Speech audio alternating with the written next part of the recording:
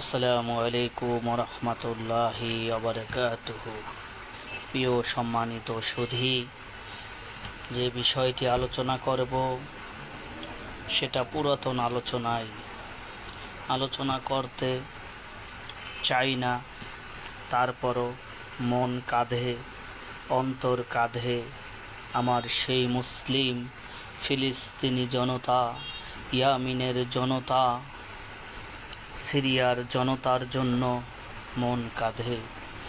কেননা কোনো মুসলিম ব্যক্তির জন্য যদি মন না কাঁদে, সে কখনোই মুসলিম না, সে হলো আস্তা মুনাফিক এবং আর কিছুই না।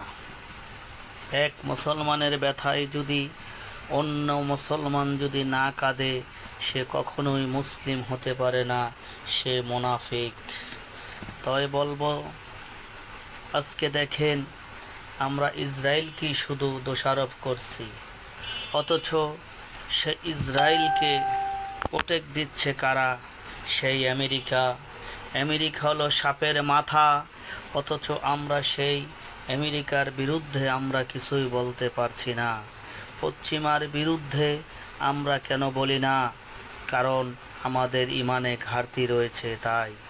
অথচ আজকে দেখেন সেই ব্রিটেন, আমেরিকা এবং মধ্যপ্রাচ্যের যতগুলি ইহুদিদের দেশ রয়েছে বড় বড় শক্তিশালী, ওরা সেই ইসরায়েলকে সাপোর্ট করিতেছে, যার জন্য ইসরায়েল শক্তিশালী হয়ে যাচ্ছে। অথচ ইসরায়েল কিন্তু একটা ছোট দেশ, কিন্তু ওরা অন্য ব্যাধীনের শক্তিতে তারা আজকে শক্তিশালী হয়ে আজকে আমাদের মুসলমানের উপরে আক্রমণ করিতেছে।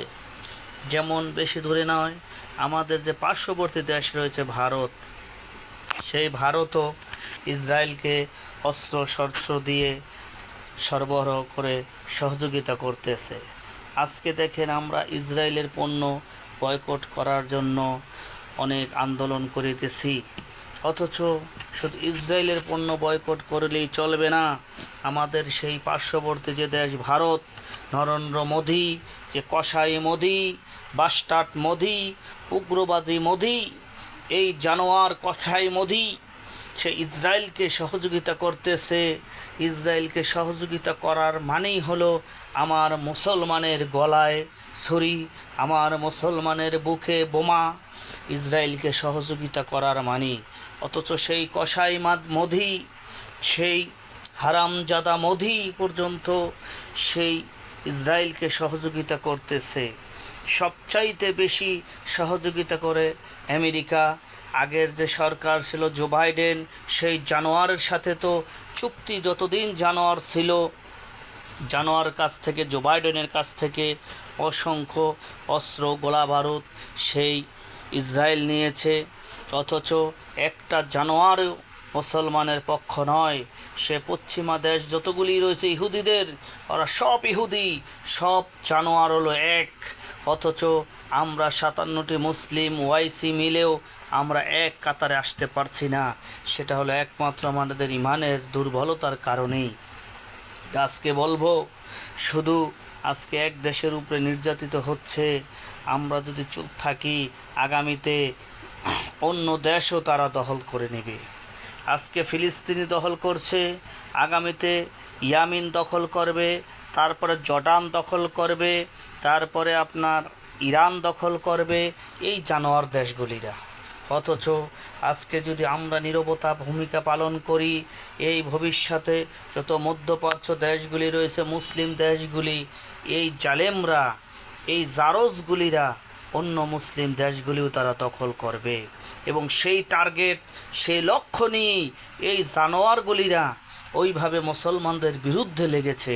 অতএব আমাদের এখান থেকে শিক্ষা নিতে হবে যে সকল ব্যাধীন, সকল জালেম যদি এক হতে পারে, আমরাও সকল মুসলিম, সকল মুসলমান, সকল দেশের মুসলমানের জনগণ একত্রিত হতে হবে এবং সারা বিশ্বের মুসলমান দেশগুলিও মুসলমানের স্বার্থে আমাদের একত্রিত হতে হবে। আজকে আমরা যদি দলবদ্ধ যদি না হই মুসলিম দেশগুলি, আমরা যদি মুসলমান জনগণ যদি দলবদ্ধ যদি না হই, আগামীতে আপনি আমি সকলে মাইর খাবো এই জানোয়ারদের কাছে। অতএব আমরা জানোয়ারদের বিরুদ্ধে সোচ্চার করতে হবে, জানোয়ারের বিরুদ্ধে আমাদের প্রতিরোধ গড়ে তুলতে হবে। আগামীর দেশ ইসলামের দেশ হবে, ইসলামের স্বার্থে, মুসলমানের স্বার্থে, কোরআন ও হাদিসের স্বার্থে আমাদের দলবদ্ধর কোনো বিকল্প নাই।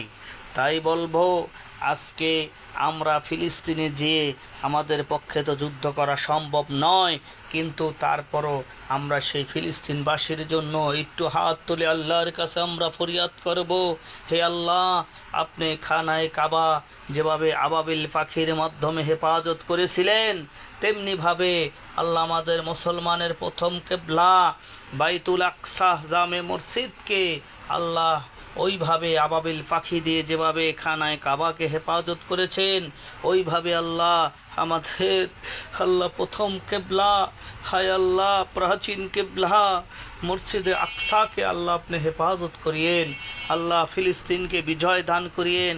আমরা এভাবে যেন দোয়া তো করতে পারি, তাহলেও কাল হাসরের ময়দানে আল্লাহর কাছে আমরা জবাবদিহি করতে পারবো যে আল্লাহ আমরা যুদ্ধ করতে পারি নাই, কিন্তু আল্লাহ সে নির্যাতিত মুসলমানের জন্য দোয়া করেছি, আল্লাহ দেখেন আমার সে দোয়ার আমলনামা, তখন আল্লাহ সুবহানাহু ওয়া তাআলা সেই দোয়া করার উসিলায় হতে পারে আমার গুনাহগুলি মাফ করে দিয়ে আল্লাহ আমাকে নাজাত দিয়ে দিতে পারে।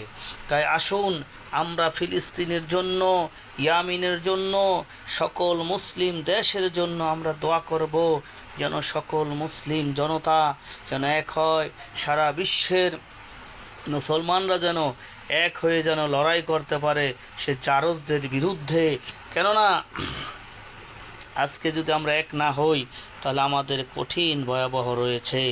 তাই বলবো আমরা এক হব।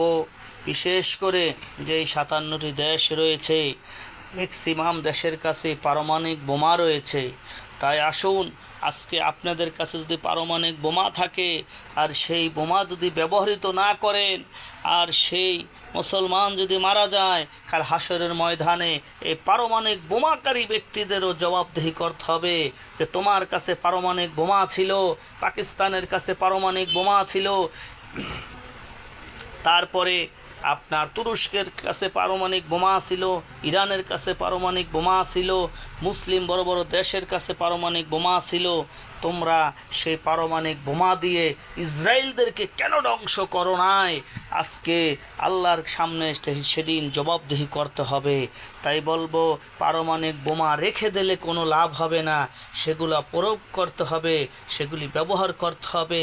আর সে পারমাণবিক বোমা ব্যবহার করতে হবে সেই জালেমদের বিরুদ্ধে, আমেরিকার বিরুদ্ধে, ইসরায়েলের বিরুদ্ধে, পশ্চিমাদের বিরুদ্ধে, ব্রিটেনের বিরুদ্ধে, যত নাস্তিকতাবাদীর বিরুদ্ধে পারমাণবিক বোমা ব্যবহার করে ওদেরকে ধ্বংস করে দিতে হবে। যেমনি করে আমাদের মুসলমানকে ধ্বংস করিতেছে, তেমনিভাবে সেই পারমাণবিক বোমা ছাড়া আমি মনে করি ইসরায়েলকে কখনো দমন করা যাবে না।